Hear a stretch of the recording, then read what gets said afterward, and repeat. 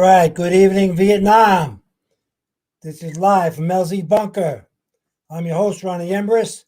Served in December 1967 to December 1968 with B Company, 1st of the 502nd Infantry, 101st Airborne Division. Tonight we have a very special guest, which is my son, Josh, who's serving with the 3rd ID down in Fort Stewart, Georgia now. And we're going to get back to him in a moment. Right now, we're going to go to our timeline and our photo section.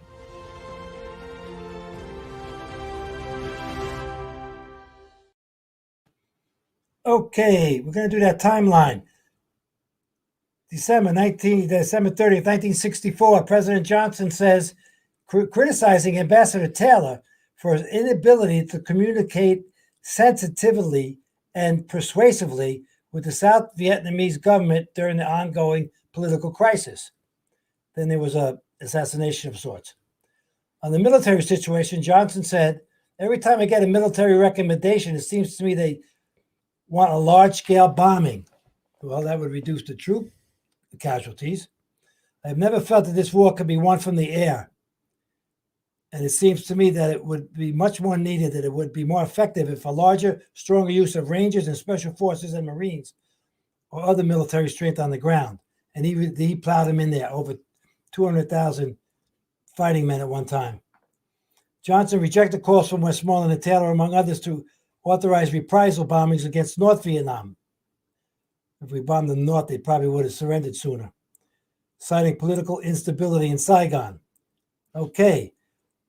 December 30th, 1964, the number one song was I Feel Fine by the Beatles. And December 30th, in 1970, the South Vietnamese Navy receives 125 U.S. vessels in this ceremony, marking the end of the United States Navy's 4-year-old in the inland waterway combat. That's probably that Brown Water Navy who did such a great job. Thank you very much for our timeline.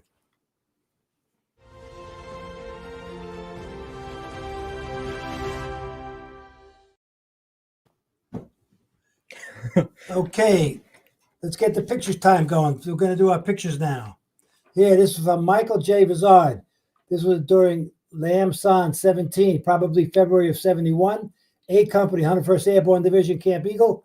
You got a little bit of everything in this picture, he says. Got the smoke grenade going, got the watchtower, got the latrines, got the helicopter down below there, the Huey. He certainly does. And got that Chinook taking that other Huey out. Great picture. Thank you. Next picture. Roger B. Hawkins, Operation Lamar Plain, 1969, west of Tam Key. He was leading a photo team to document the action of D Company, 2nd 502nd 101st Airborne. The photo was by Roger Hawkins, First Lieutenant of the 221st Signal Company. Nice picture there. Thank you, Roger. Okay, next picture from Jack Wells, November 1968, requesting artillery fire on an NVA patrol west of Hill 10 near Da Nang with Alpha Company, 1st Battalion, 7th Marines. He made Christmas cards using this photo for his family and friends. For that, Jack, Semper Fi. Thank you for that photo. Okay, Cliff O'Neill from Pleiku Air Base. The Vietnamese Air Force, though capable, operated A-1 Sky Raiders and F-5 fighters, unable to carry the heavy bomb loads of the U.S. fighter bombers and strategic bombers.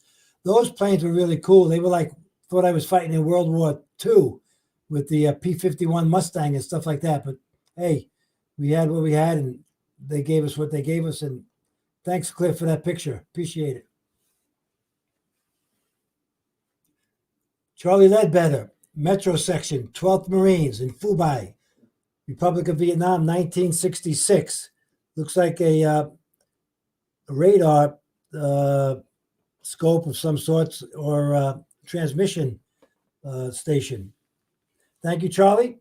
Appreciate that. Maybe you could send in a comment later to tell us exactly what that piece of equipment was. And thank you for the pictures, guys. Okay. I'm going to introduce my son, Josh. Josh Ymbras, my youngest guy. He's serving with the 3rd ID down in Georgia. Welcome, Josh. How you doing? Fine, son. How you doing, buddy? Good to see you. Okay. And Josh is going to right now, he's going to tell you a little about his history from joining to what he's doing today.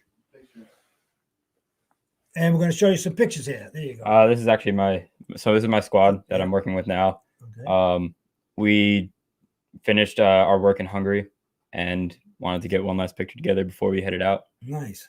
But this is actually the last picture I took in that country. Okay. So that was actually right after a training mission with the Hungarians. And how do they operate, the Hungarians? They're good soldiers? Yes. You sure? You're being kind. They're not as strack as we are, though, right? They have their issues, but okay. every army does. Amen to that, brother. Okay. Next. Go ahead. That's me and one of my teammates. We were just doing some night training, walking under nods, and this is also in Hungary. And yeah, it was we just would walk around in different environments, do different tasks, right, using night vision. That we were proficient in that, right, and make sure that we can see well and operate well through a tube versus just with our eyes during night vision. We first got the first night vision ever used. Yeah, Starlight scopes. Yeah, hey, it's 50 years different here. It's really cool. Okay, what's the next one? You got another picture? And that's in Germany. And we would just, a couple buddies and I every night would go rucking, and we would like have a little cookout and then go for a ruck just to stay in shape. And gotcha. My buddy Tyler took a picture before we did that. And that was in Germany? Yeah. There you go. Good for you. All right, so let's go back to basic training. What time you guys get up in the morning? Depends on the day, but normally 5:30. How many days a week you work? Every day. And at 5:30, and then what happens? And we would get downstairs for PT by 6. Okay. Do PT, whether that's in the rock pit or if it's going for a run, company run, platoon run. Okay. And we would just work out, do PT, finish that up, and go get chow. Mess hall. Mm-hmm. What happened with the latrine? When did you visit the bathroom, and shave? The night before or in the morning? So you shave first morning, and every morning within the 30 minutes from when you wake up at 5:30 and 6 o'clock, when you get downstairs, you have to do all your hygiene. Okay, yeah, that sounds so far so good. We're kind of similar, but now we're going to get to the mess hall. So, tell me how the food was. So I know you called it SOS. Right. We still have it. It's just biscuits and gravy now. Okay. Creamed beef. Right. On creamed beef. And yeah, so we would just have like 15 minutes to get in and out. Right. Okay. And tell me about KP. We didn't do KP in basic. Okay. No, you do KP ever? I have not. No, I mean, does the Army still have KP? Yes, it does. Do. Really? Yes. Okay, I thought it was finished. No, they still do. My KP, we had a DRO, dining room orderly, who took care of the dining room, set the tables, buffed the floor, stuff like that. We had the front sink man who took care of the dishes and the dishes and the silverware. Then we had the back sink man who took care of pots and pans, or the pots and pans man, I think. Hey, if I get this wrong, let me know. It's been 50 years, okay? So you wouldn't touch any of the food in KP? Food? You don't help the cooks, you just clean up after them? Before, during, and after, right. Okay. And then we had the outside man who did unloading and loading, whatever. And I'm not quite sure if he was a grease trap orderly, the GTO, or the same guy. So we'll have to look that up, or maybe some guys could help me with that grease trap orderly out there. So interesting. Okay, then what happened? So that you already woke up, you went hygiene, you did your PT, and now you're eating food. So after we eat chow, we would normally head back to the barracks and into our bays, get changed for the day. Right. And go whatever training we have for that day. How would you get there? Normally there's buses. Oh, you take a bus to training. It's kind of like school buses. Yeah. What would you run? Or did they have? Yeah, being in the airborne outfit, probably we do a little bit more running. But the point is that no, we do. No, during basic, because I mean you weren't airborne before basic. Oh, true. Yeah, I'm sorry. Yes. Well, basic A62. That was Sergeant West. What's your drill sergeant's name? My senior drill sergeant was Drill Sergeant Alvarado. How many of you guys out there remember your drill sergeant's name? Huh? Sergeant West. That's a name I'll never forget. Smokey the Bear hats. They wear the hats still? Yeah. Okay, good. Of course. Okay. It's only 50 years later. You still got the same hats. Okay. And so then you go after basic. How long was basic? So mine was 6 months because I had basic and AIT put together. Oh, okay. So it was all one. It's called OSUT. It's one station unit training. So we do basic and then stay in the same unit to do our AIT. Wow. That's pretty find some bonding there, huh? A long time with the same guys. Yeah. So you end up having the same drill sergeants the entire time, same instructors. Right. And the same troops. Yeah. And that's just for infantry and combat MOSs. Medics don't do that. Drivers don't do that. Things like that. Only the combat MOSs do that. Okay. So what did you do when your basic was what, 10 weeks? My basic was 8 weeks. 8 weeks of basic training. Then we got a week leave. And then I went back to Fort Jackson, South Carolina to be I didn't know any idea how the Army got me to be a wheeled vehicle mechanic. For some reason, I was able to take screws and nut off a bolt faster than the other guys, and that's how they sent me there. So I went, and then from there, I was at Fort Jackson, and I spent 8 weeks doing that, and then I spent 4 months being held over before I could get to jump school. Oh wow! So then I became what they call a fireman. A fireman, great exemption from KP. No KP for a fireman. I'd have to walk around because we lived in Tent City at Fort Jackson, South Carolina, and I have to stoke and feed the coal burning stoves in the tents. Right. So you have tents like that? So we don't have tents in the States, but we were living in tents in Hungary. And you had a guy with the coal burning stove? We had electricity. See, there you go.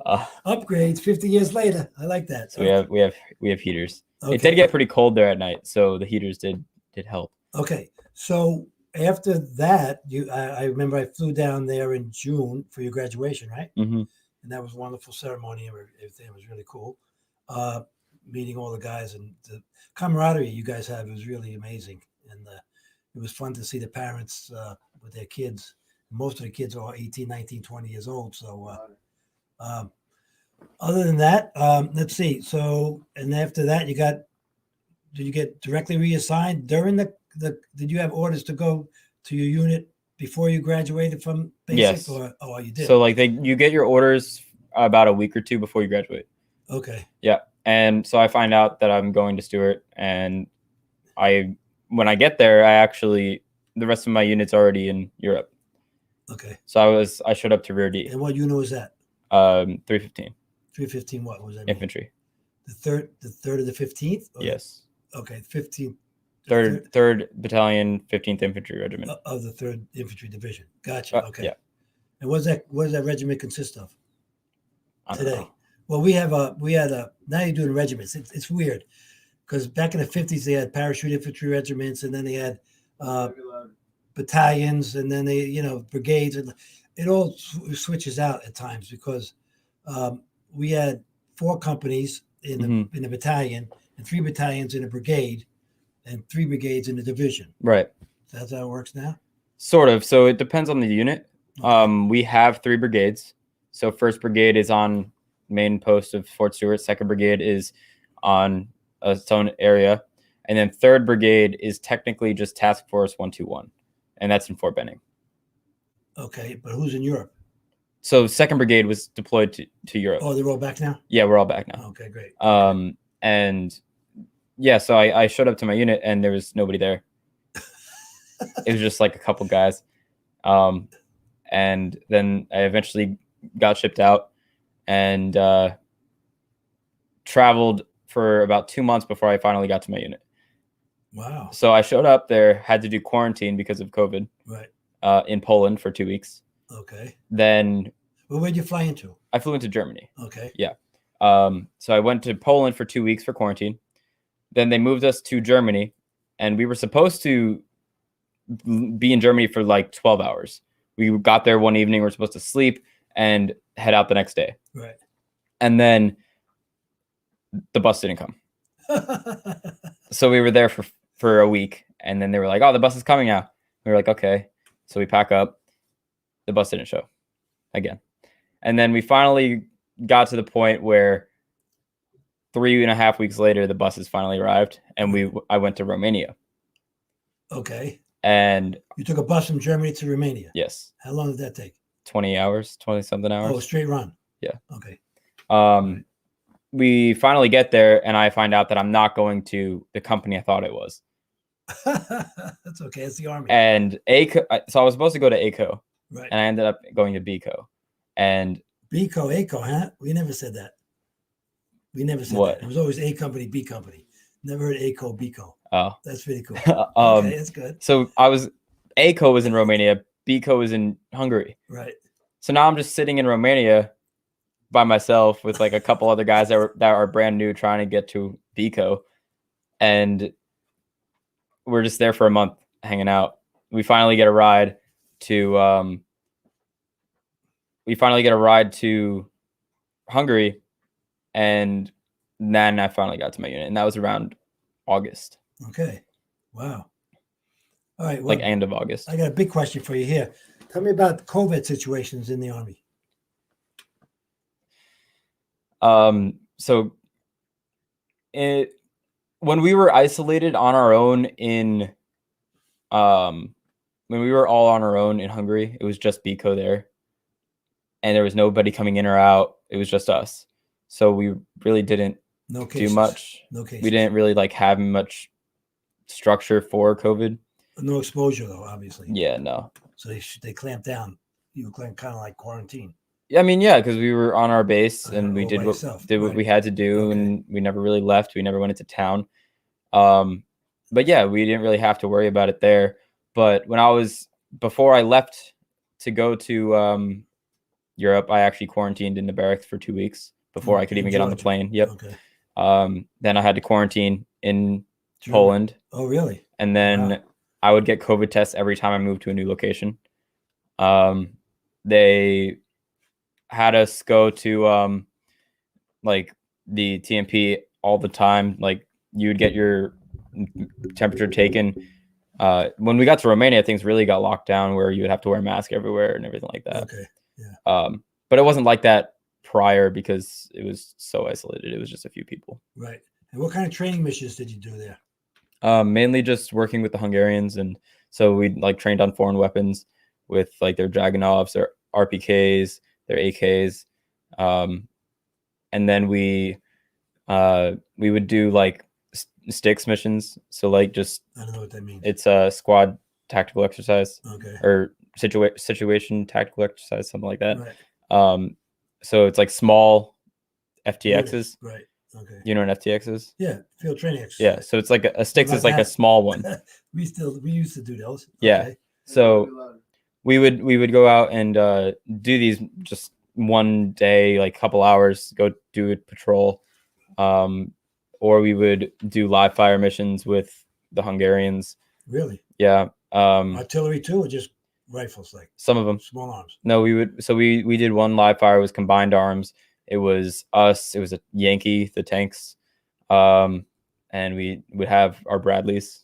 Oh yeah, so tell me about the heavy equipment you use. So our Bradleys, they're that's part of your unit all the time. Yeah, okay. Our unit is that's the main function of our unit is Bradleys.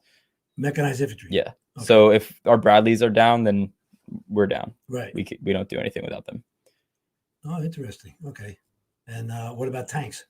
We don't use tanks, but we have tanks in our battalion that were working with us. Okay. And what about so when you went out in the field, how'd you get there? Trucks?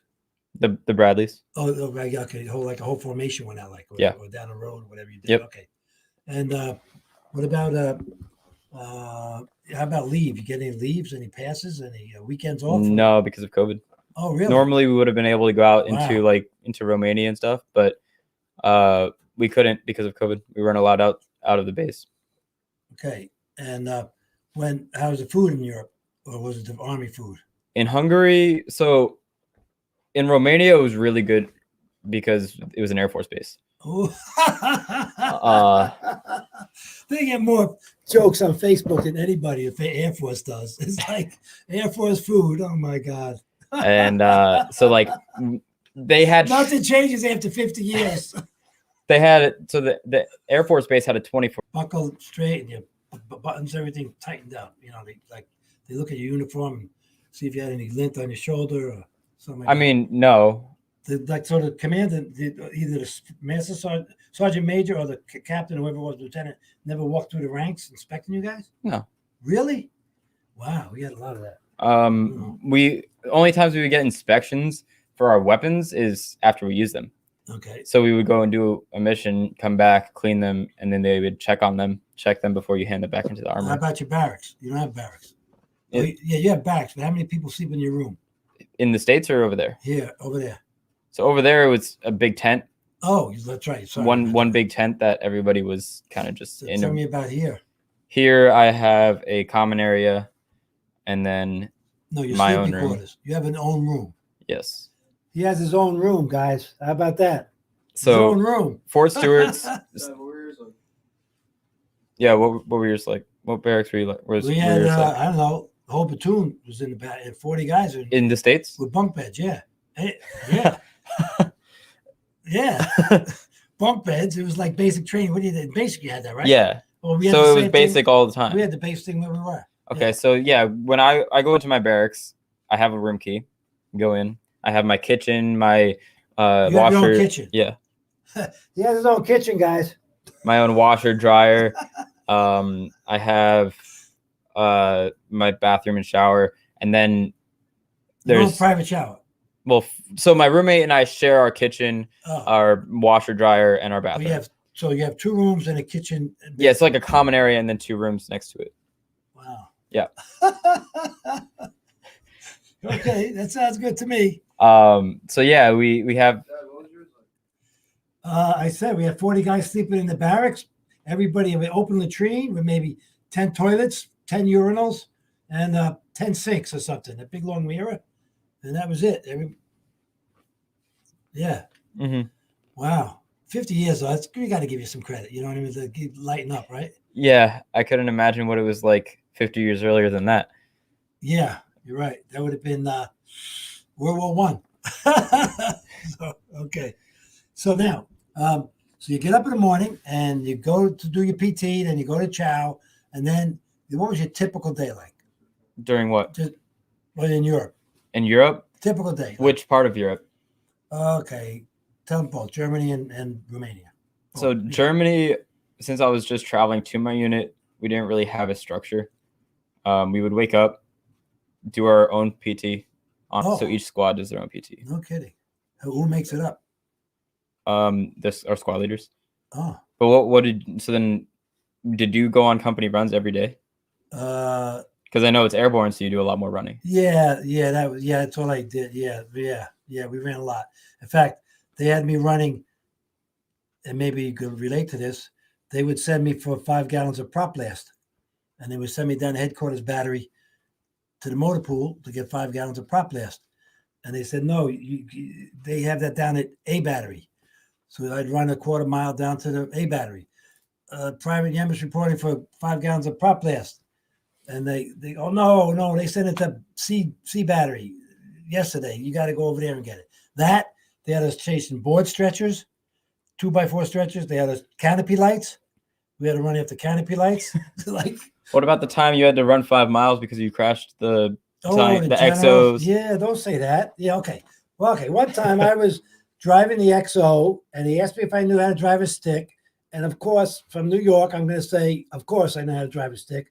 But I was finding them and grinding them, or grinding them and finding them.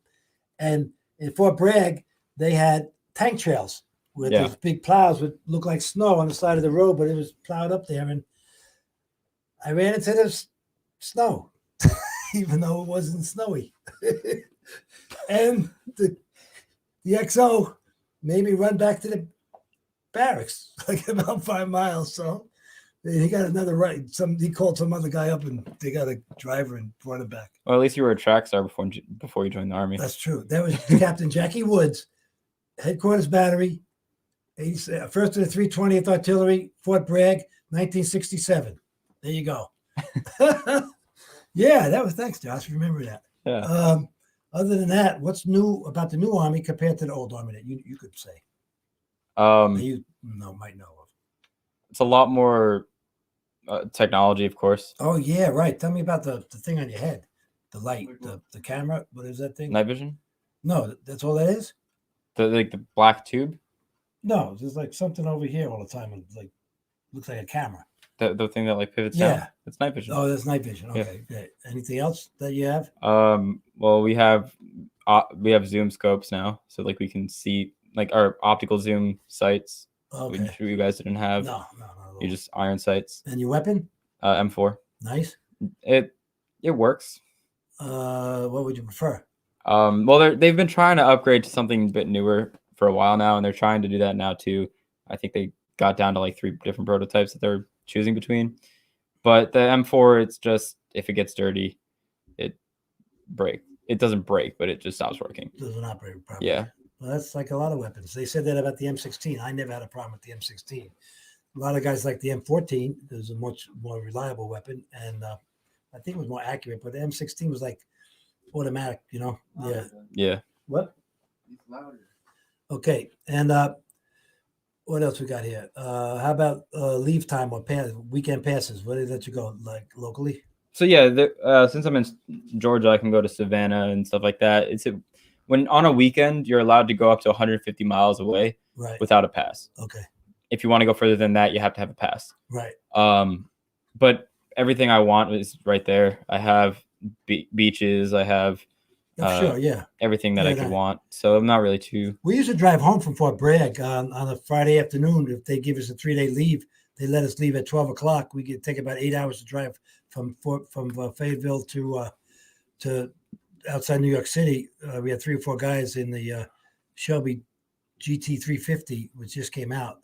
My friend Ronny Tochi, who was the mayor of New Rochelle, and he's involved with the vets there at Westchester County, New York.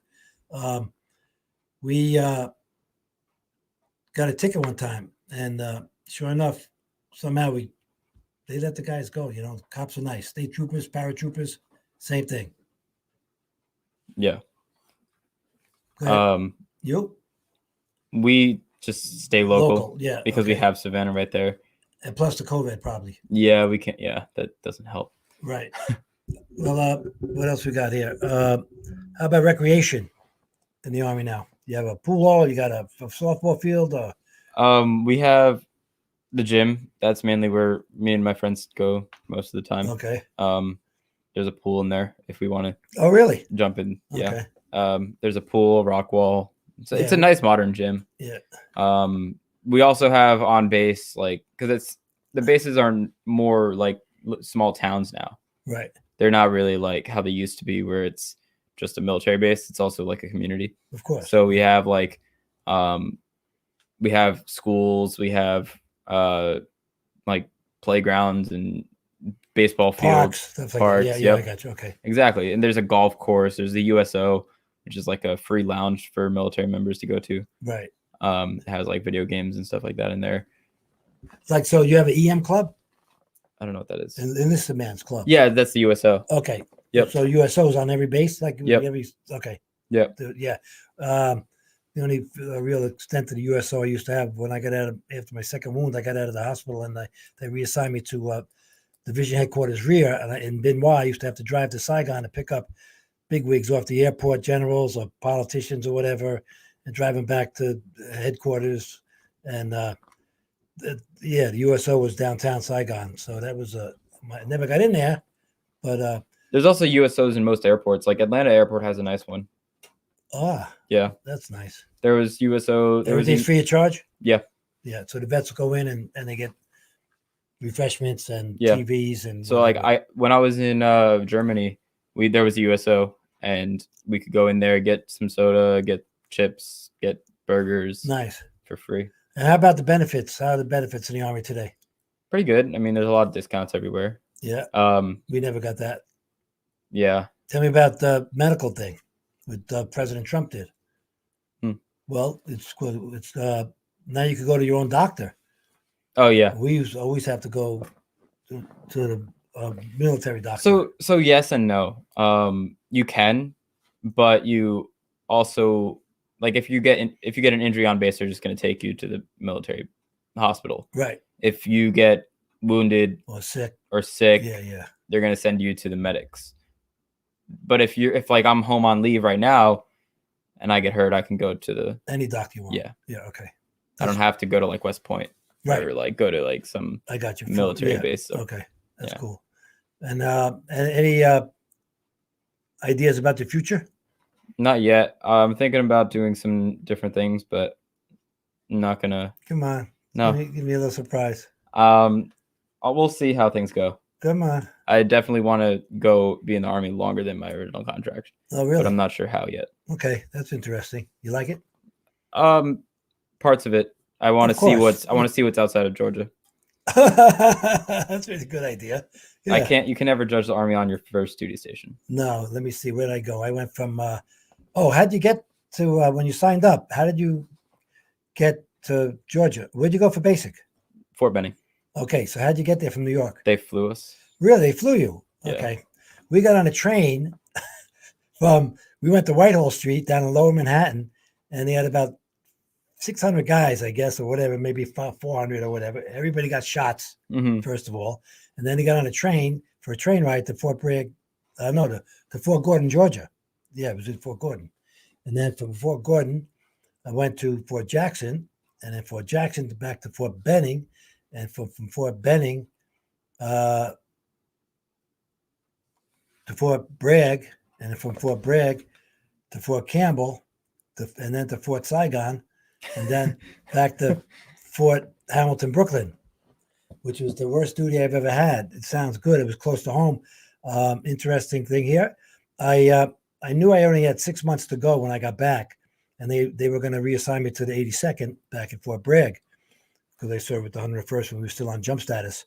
And I said, look, I got 6 months left. I'm not going to want to, be spit shining my boots every day. And, did that before and did the war thing, lost a lot of good buddies. And so I said, I want to be stationed close to home. So I wrote everybody in the world. I wrote the governor. I wrote the senators. I wrote the congressman. I wrote the mayor of New York. I wrote the president for to try to get me out of Fort Bragg and station me close to home. And I was giving up hope, and the Jets won the Super Bowl back there 50 years ago. That's not going to happen again. I know. Okay, but miracles do happen. Get ready. So what happens? I'm packing my bag the Monday after the Jets won the Super Bowl in '68, and I hear the bell rings, and I go out to the hallway and look downstairs because it's a 4-story walk up, and I say, who is it? And the guy says, Western Union. I go, Western Union? What the heck? So we're halfway down. He comes halfway up. He gives me a telegram. It says, stop. Do not report to Fort Bragg, North Carolina.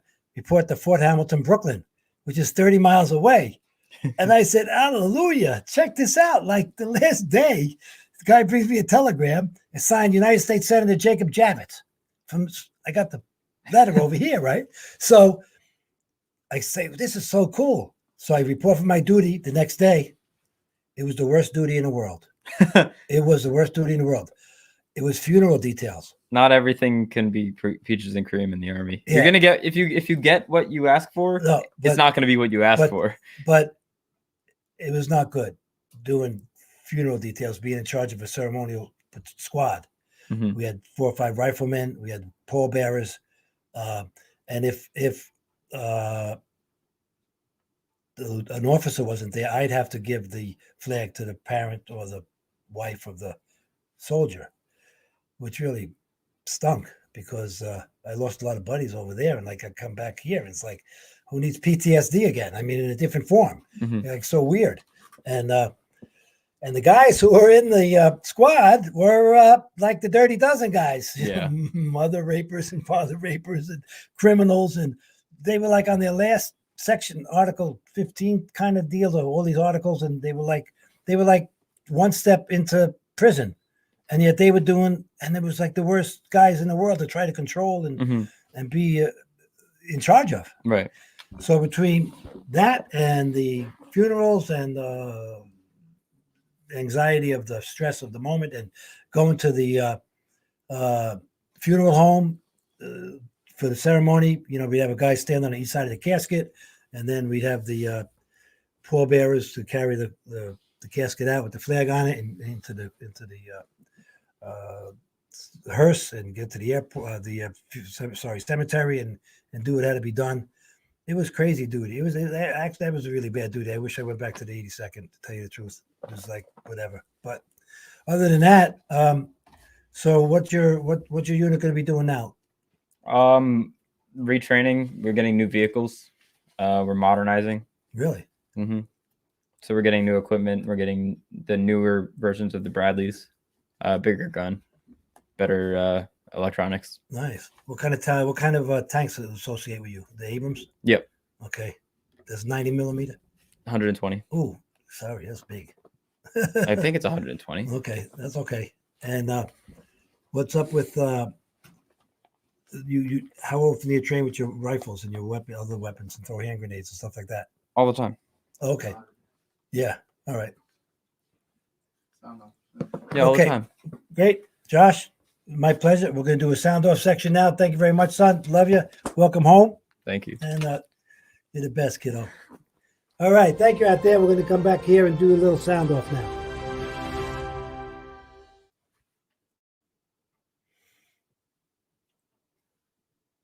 Okay.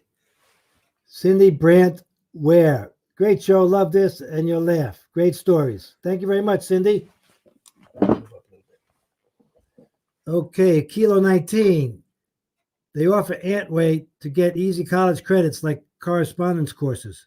Yeah, they do. So you can do every school you do in the Army, like airborne school. I don't know about airborne school actually, but certain schools in the Army will give you credits for college. Oh, great. Basic training alone gives you like a credit or something like that. And then then life experience stuff. Yeah. Okay. And then you can also take college courses while you're in the Army. And then you also have your GI Bill when you get out to take free college. I did that. I went to North Carolina State when I was at Fort Bragg. That was great. Okay. Yeah. Good. Okay. Next, another comment? Using the second of the 69th AR, third ID on Kelly, Fort Benning. You know what that is? Yep. All right. There you go. Thank you, Kilo 19. I have a friend in 269. Really? Yeah. Okay. He's actually just upstate. There you go. Yeah. Small world. What's his name? Shout him out. Johnston. Johnston. How you doing there, Johnston? Welcome. Hope you're watching. All right. What you got next there? What's your MOS? 11 Bravo. 11 so Bravo. Infantry. 11B. Still the same. Thank you, Kilo 19. Okay, Marie Kennerman. Hello, Josh. Thank you for your service. I can lay my head and sleep because of men like you and your dad. Go military. Amen on us. Thank you there, Marie. Appreciate that. Okay, Kilo 19. I remember my drills. One ended up being my platoon sergeant in Korea years later. That's my worst fear. If my drill sergeant ends up being in charge of me down the line, that's my worst fear. Wow. Yeah, I never thought of that. Yeah. Yeah, wow. That's crazy. All right, that's an interesting experience. Anybody else could top that? Okay. Where were the buses the whole time? What does that mean? I don't know. The buses. The buses that you took in. Oh, they just kept on pushing back the buses in Germany. Like when we wouldn't get picked up, and they just kept on saying, "Oh, it's gonna happen another week or another week." I don't know. It's beyond me. It's not my job. That's the Army. Come on. I don't get paid enough to figure that out. Exactly right. That's the Army. Next question. Are you going to retire in military? That depends on how the next few years go. How long are you in now? I have a 4.5 year contract. No, how long are you in now? A year and a half. He's already a year and a half already? Yeah. Oh my God. Time flies. A year and a half. Okay. Well, I hope he does. He's got some good ideas about using technical abilities. Next. No in-ranks inspections? No. Really? Like we talked about that before. Thank you, Kilo 19, about checking out your belt buckle and something you got a whisker on the side of your face or something you missed. Well, no. So they bust your chops. Come on. They'll if they see that you're messed up, they're gonna say something about it, and you'll get smoked, or not smoked. You'll get correctively trained. New army, you can't get smoked. You can get correctively trained. But yeah, no. You if they're gonna look at you once in a while, and they'll be like, "Hey, go shave." So let me ask you a question. When they have you line up for inspection, you have your 4 squads probably, and you line up and you say parade rest. So you stay at parade, right? Or you stay at ease. And the captain most likely is walking up and down, or the major, or the XO, or the jet, or whatever, and he's looking at you up and down, back and forth. You never did that? No. Really? Mm-mm. No inspections like that. Join up again, man. Re-up. All right, next question. This is a great show. Thank you very much.